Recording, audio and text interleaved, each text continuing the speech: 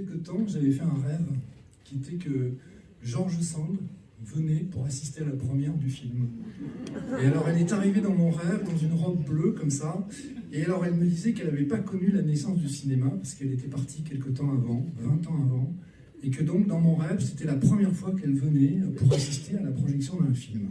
Et alors il se trouve que ce film, c'est Marianne, et alors elle était très intriguée, parce qu'elle me dit, mais alors qu'est-ce que vous avez fait de mon œuvre ? Et j'ai commencé à lui en parler, et puis elle m'a dit, non, mais ne me dites rien. Voilà, et elle est partie s'asseoir avec vous dans la salle. Et la lumière s'est éteinte, et c'était la fin de mon rêve. Voilà.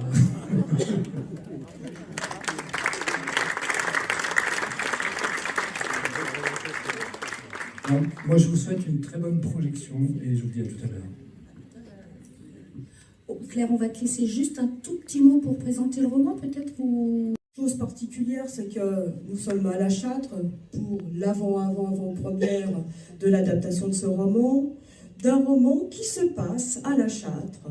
Alors, pas exactement La Châtre, pour être exact, Faille-sur-Couvre, mais on sait que c'est le nom sous lequel George Sand cache La Châtre. Elle l'a déjà fait pour un autre roman, Narcisse, et quand on lit la description qu'elle fait de Faille au début de Marianne, on est bien à La Châtre.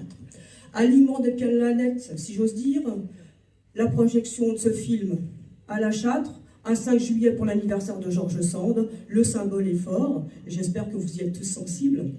Et puis surtout dire que ce film est aussi un événement, parce que si George Sand a été adapté au cinéma muet depuis le début, depuis 1912, c'est aujourd'hui la 10e adaptation seulement d'un roman de George Sand. Et en ce XXe siècle, c'est la première adaptation parlante d'un roman de George Sand en France. On a eu un autre film adapté de l'œuvre de George Sand, mais aux États-Unis, en 2013, adaptation de François Champy, adaptée et modernisée. Donc vraiment, c'est une première. Et pour cela, eh bien, je veux vous en remercier au nom des amis de George Sand et j'imagine de tous les gens qui sont présents aujourd'hui. Je vous remercie.